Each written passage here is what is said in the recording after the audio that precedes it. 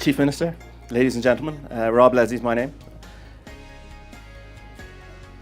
Our business is about identity, digital identity. Who are you? What happens to your identity when you're online? We set out to solve a problem, not just proving who you are, but going one step further, making sure that the information you use to prove who you are is not abused, that it can't be stolen and used against you. We do a lot of authentication, stuff that the Chief Minister already spoke about with the Aadhaar program in India. But again, we go beyond that. We can verify that a person is who they say they are without them having to share or expose any of the information about them. So I can prove to you that I have my fingerprint, but I don't have to give you my fingerprint, or my iris, or my voice, or a PIN, or a password. All of these things that I have to demonstrate knowledge or control of, but I may not want to give them to you every single time. Sometimes I might, but not every time.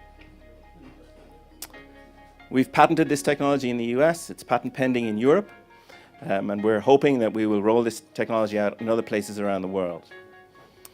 There's a very complex mathematical cryptographic process underlying all of this. And essentially it's taking a piece of information and turning it into something that is completely abstract. And then we ask the maths to prove that that abstract is lined up in the correct sequence. And if I can prove that the sequence I've created is the same as the sequence you've created, then I know we're both talking about the same thing, yet we don't know what we're talking about, other than it's the same thing.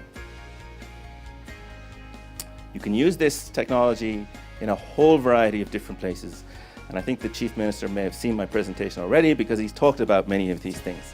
Using it in contact centers, using it to authenticate, using it to prove your age, using it to join up taxation with health, with justice, with all of these different things. But doing it in a way where you don't actually have to expose your data in the process. Something that we're working on right now as an example is a cross-border application in order to prove, for example, that your passport is really your passport, that it's not stolen. So Interpol have a big database full of lost and stolen passport information.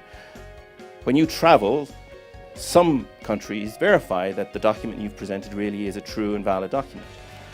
The data is exposed in this process, so one of the things that we're looking to do with them is to make the information private so that nobody exchanges any information except the result, which is you have what I have, and then you know it's either true or false. Again, the Minister talked about this, the Identity Hub, joining everything up, but joining everything up in a way where I have control over who has what information about me. So I can say if somebody shouldn't have that information, please delete it because you shouldn't have it. Today, people don't have that control. We work with some of these organizations, big companies, and the only way we will scale is through these organizations. So our mission is to get our message to government agencies, to large telcos, utilities, companies that really can push this out to a very, very broad number of people. And again, once you start to join all the organizations up, I think you know this very well, you start to see real economies of scale, bringing real efficiencies to the whole process. We talked about this, where the places it can be used. And again, we've had a lot of success in various technology awards. My most proud achievement is being a technology pioneer with the World Economic Forum. So that's Sedicii. It's about identity, it's about our identity, it's about being able to control our identity so that it's not used and abused, and that organizations can only do what I say is right. Thank you very much. Thank you so much.